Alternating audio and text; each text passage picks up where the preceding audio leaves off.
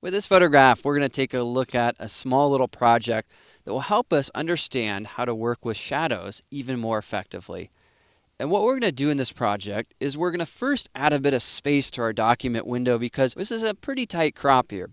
Then we'll take a look at how we can create a bit of a context, and then finally, we'll examine how we can work with multiple shadows. Well, let's start off by adding a bit of space to our canvas size. One really nice and easy way to do that is to first zoom out.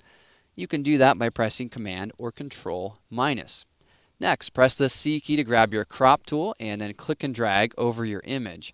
And you can then actually click and drag to extend this crop area out beyond the outer edge of your photograph or of your document window.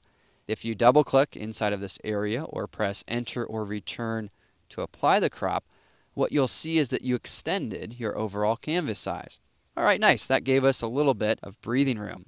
Well, the next thing that we want to do is we want to create a selection. We want to get rid of that white background so that we can have the subject by herself. One way to do that would be to grab our Quick Select tool. Here, all we need to do is simply click and drag over the subject in order to start off by having this selection here. We want to make sure we have a good selection, so I'll zoom in a little bit, hold down the Option key to subtract from the selection if there are any areas I didn't get, or click and drag to add to some of these other areas. Subtract that little white background there, and just make sure I'm adding all of this to the selection over here. Make sure that's good over there. And I think for the most part, we're going in a good direction. All right, well, this will give us a really rough, good start here. Next thing we want to do is click on the Add Layer Mask icon. Now when we do that, it will give us a layer mask, and it will then remove that background color. Well, this mask isn't perfect, but again, it's a really nice starting point. The next thing I want to do is I want to fill that background up with white. An easy way to do that is to hold down Command or Control and then to click on the New Layer icon, which will then create a new layer underneath the currently targeted layer. Let's name this one BG. Next, press Shift-Delete to open up the Fill dialog.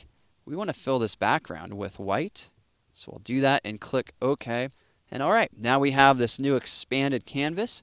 And we also have the model by herself, so if we click in this layer, we can then use the Move tool and we can reposition her without affecting the way that the background looks. All right, well, this first stage is now complete. We're ready to build a little bit more of the context, and we'll do that in the next movie.